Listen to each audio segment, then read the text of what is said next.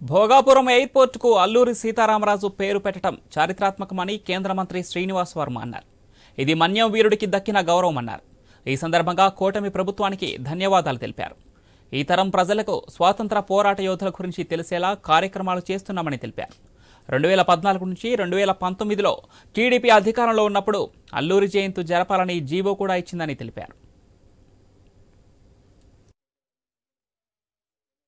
వీరుడు విప్లవ జ్యోతి అక్షర జ్ఞానం లేనటువంటి గిరిజన జాతి మధ్యలో వారిలో చైతన్యం కలిగించి బ్రిటిష్ ప్రభుత్వానికి వ్యతిరేకంగా ఉద్యమాలు నడిపినటువంటి వ్యక్తి.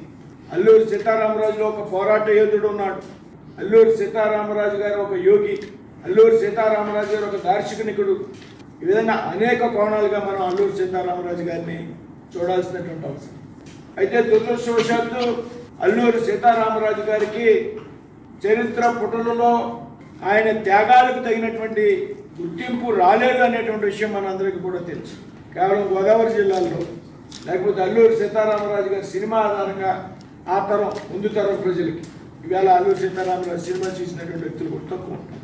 ఆ విధంగా మాత్రమే గుర్తింపు ఉన్నటువంటి సందర్భంలో అల్లూరి సీతారామరాజు గారి యొక్క వీరోచిత పోరాటాన్ని గుర్తించి పెద్ద ఎత్తున ఆయనకి ప్రాముఖ్యతనిచ్చినటువంటి ప్రభుత్వం కేంద్రంలో నరేంద్ర మోడీ గారు